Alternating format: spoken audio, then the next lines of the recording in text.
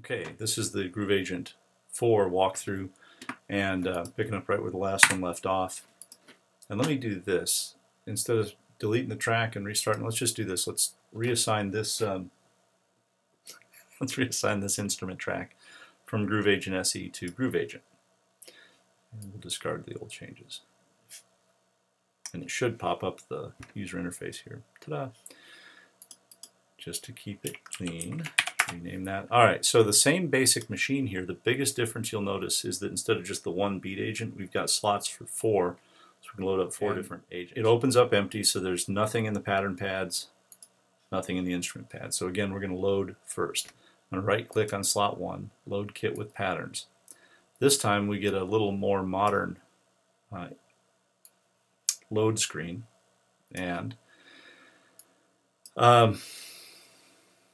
okay, so the library name over here again is key. I'm going to organize by library, and you'll see we've got a percussion agent. Talk about him last. It's very cool. We've got all these beat agent, and then you see you've got the acoustic agent with 3 different kits. You've got a studio kit, a vintage kit, and a rock kit.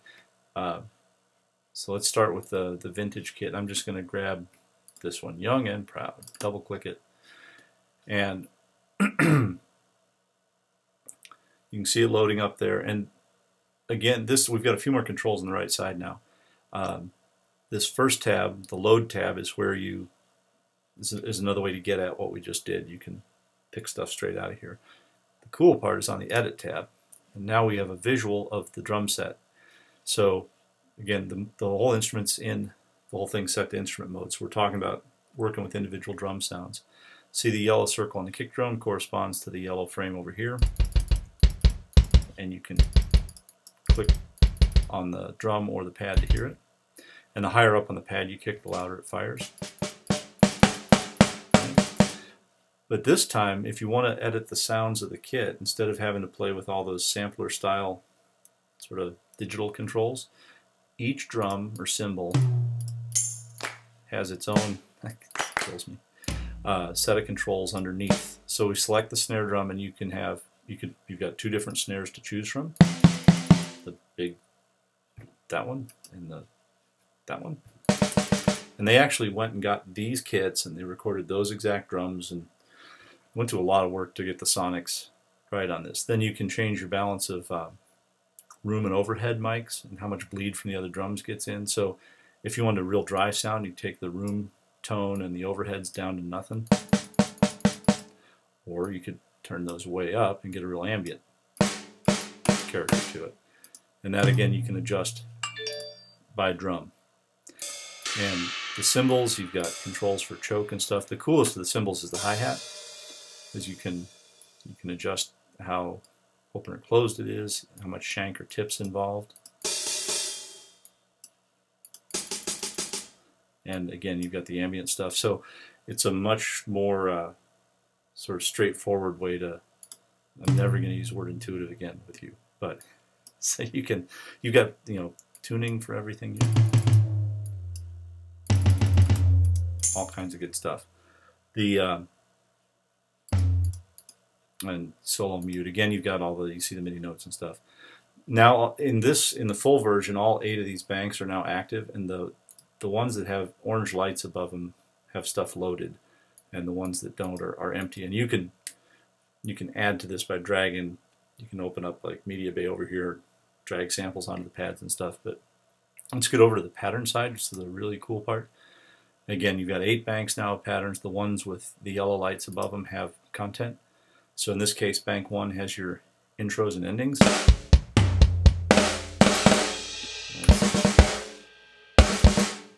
That kind of stuff. Well, let's get to a regular pattern here. Oh, you know what? That sounds really slappy because the snare is all... Back that off a little bit.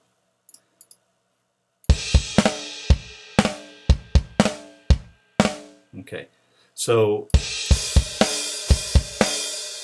let's just take, again, we can take a pattern like this main pattern and just drag it up, drop it, and you've got you've got linear notes there. Or we could press the, in this case, the G sharp 1, which I do not have, A minus 1. Yeah. And just, again, we'll go back to the beginning, record trigger notes.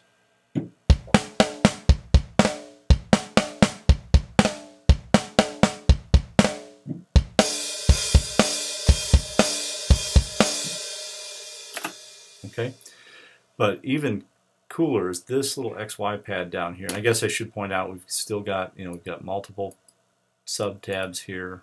That's for making complex chains inside the load screen. You've got a mixer now that has a lot more functionality because you've got 4 actual kits side by side potentially, and you can do all the mixing between the different types of drums and stuff. So just, I'm not going to play with this too much right now, but just know that under the mixer tab there's a lot of toys and tools down there. You've got, like this, you've got compressors and stuff, you've got an equalizer, and you could choose to do all this within Groove Agent or within Cubase, either one. Generally I don't use the effects inside the instrument a whole lot. I tend to like to do that out in the final mix, but you can. Back to the edit screen.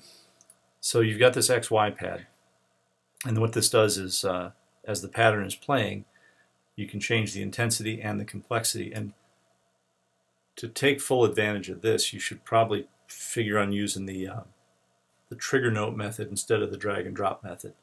But let me show you what this does. First of all, I'm going to just hit play on the Groove Agent 4, and it's just going to continue to roll whichever pattern I've got.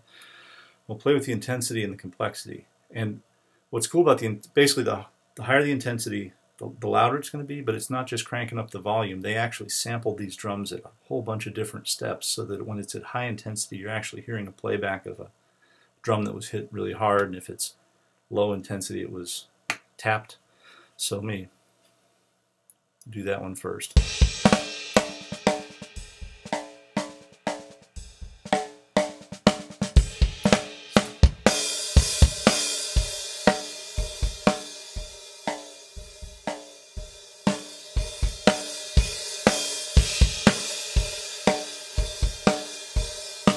Okay, the complexity, same thing. They sat a drummer down at this, and this is, back to the instrument, they actually brought in whatever, this is a Tama kit or a Yamaha, oh, probably Yamaha, but whatever kit that is, they actually got one of those, and they used all these mics. They did a ton of pre-production to get this to work right.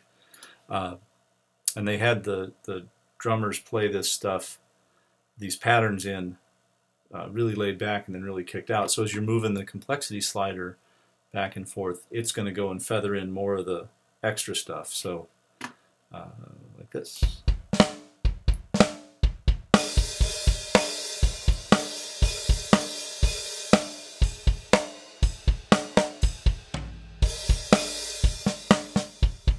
Something else we can do here. Let me start again on that. So that was the vintage kit. Let's go to the something from the studio kit. Groovy ballad. Heavy footed.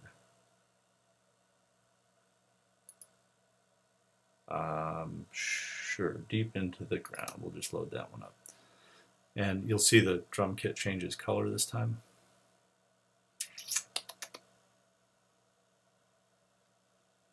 Yeah. So now when we go to edit the instruments, it's the red kit. These are actually different drums that were all recorded, different settings and so forth. So pattern page, let me find the, yeah, that's probably, so I'm going to just set that one to play and then play with complexity a little bit.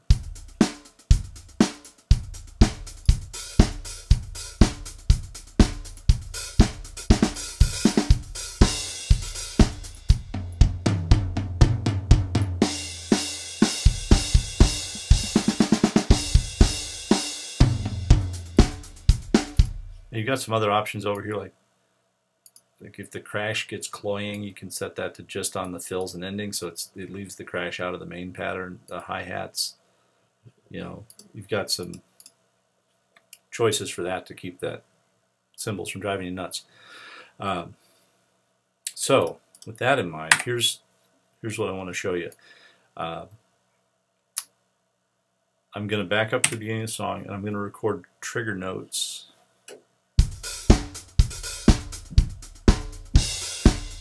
can see them lighting up as I'm hitting the keys over here. So let me just go through and record a couple of bars of that stuff for a second and do one pass.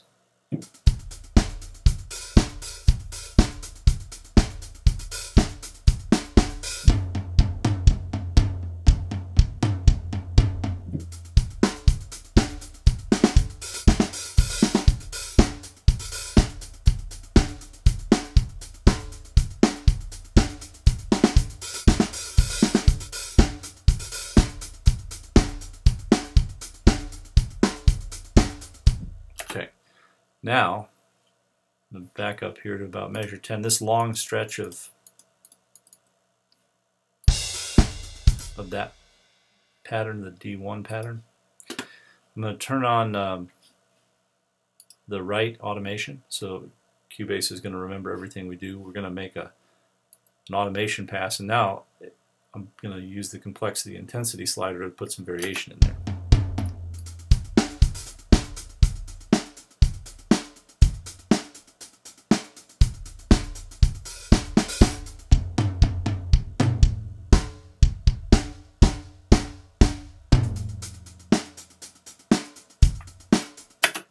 Okay, turn off right, and I'm going to unfold the automation track underneath here, and let's look at the curve for complexity.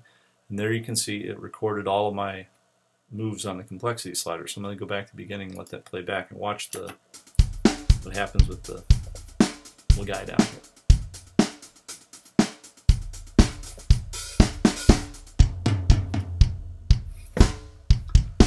And then, of course, like any other automation curve, you can take your pencil tool and you could draw whatever you want.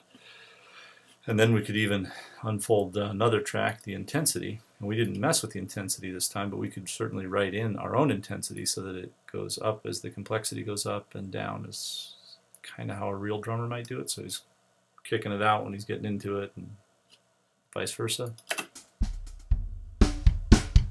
And you see it moving in both axes.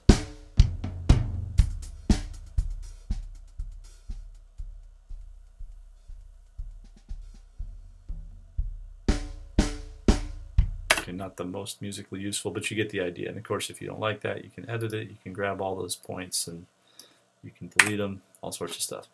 So if you want to create a more realistic drum track and take advantage of this complexity intensity variation, that would be my recommendation, is use the trigger note method and then automate the complexity intensity changes.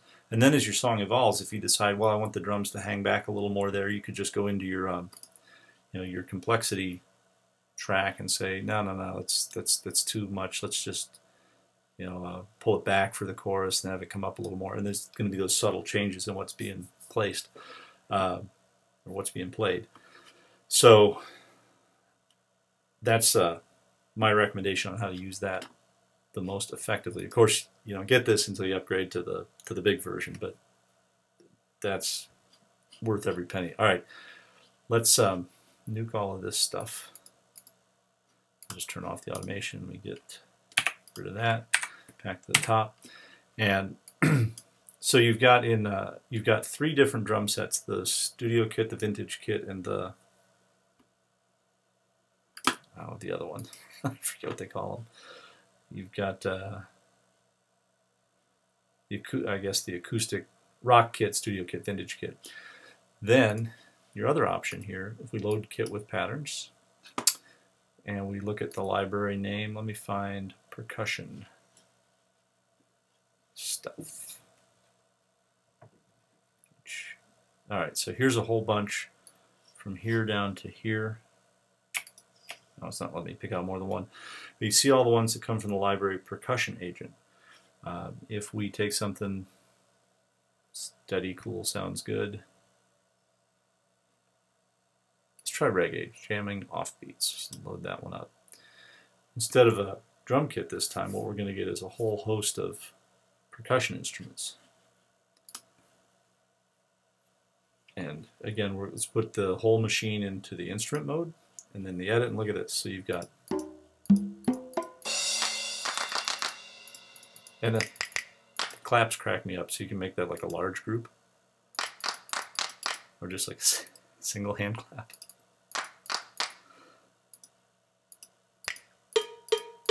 More cowbell. So we've got all of these instruments, and again, you can see as I'm moving around, there's editing controls on the bottom for each of them. So like the chimes can go up, down, up and down, all that stuff. And how long they last, the decay time, you name it. But check this out. When we come back over to the pattern side, so let's just see what they've got here for group 1.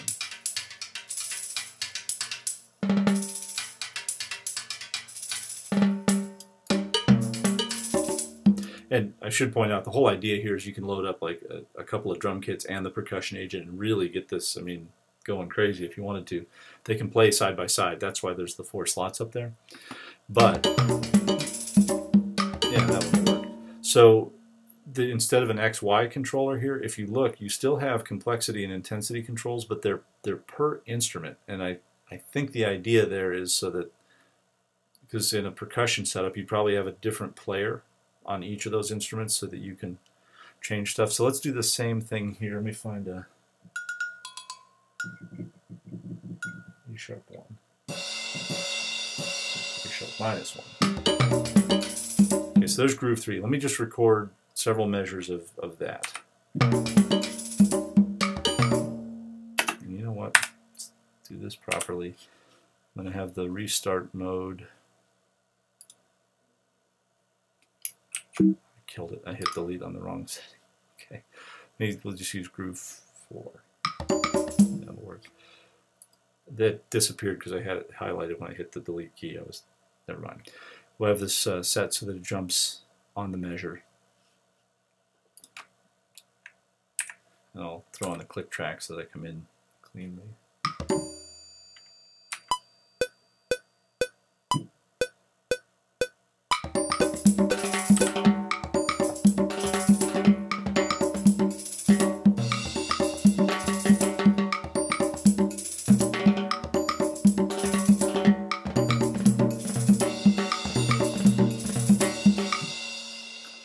Okay, so that's just really all we've recorded is one long held note. It was B -1. And as long as that's playing back and pointed at this, it's going to trigger that pattern. So now we go back to the top. I'm going to engage right automation.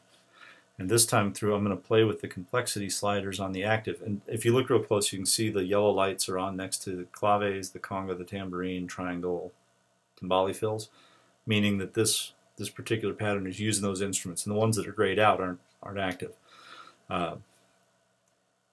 And to be honest, you see there's a random complexity setting here. I would have to, it's been a long time since we did the tutorial. I think that does exactly what its name implies, is that it's going to throw in some complexity and tempo changes and stuff to, again, simulate people. So I'm going to make a pass through here and just hitting play. It's going to record automation automatically because the right button is pressed, and then we'll adjust the complexity of these things.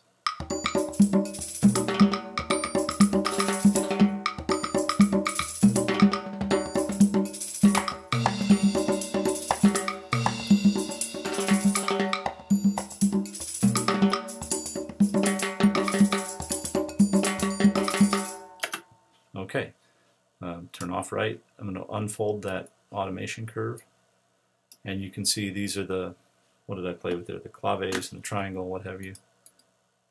Yeah, so there's the complexity on this instrument, the complexity on that. I can unfold more automation lanes, and I think those are the 3 that I adjusted. And same rules apply. You could go in and play with these on your own. Oops. But you see them jumping around there.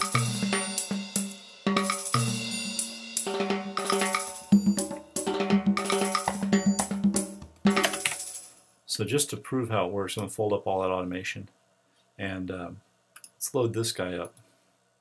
And the second So we're working in just one instance of it, and we'll go with something from the rock kit. I don't know how this is going to work, reggae and whatever this is. Let me find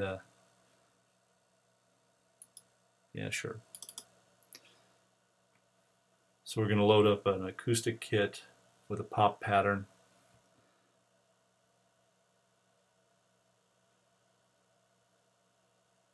Okay. And with this one highlighted now, my MIDI keyboard should trigger. Let's see.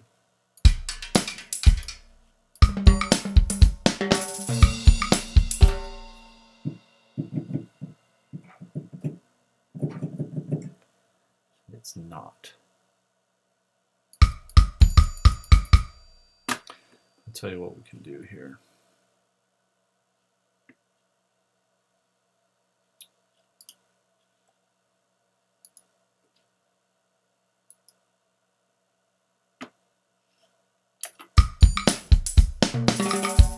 Oh, right, sorry. Okay, so at the moment, with them all in the same instrument, this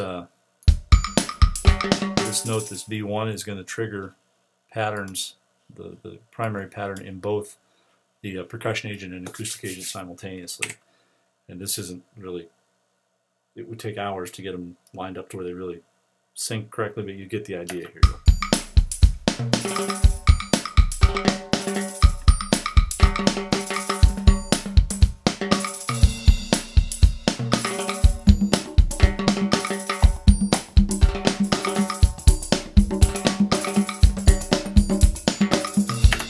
And then you could go back and make multiple passes.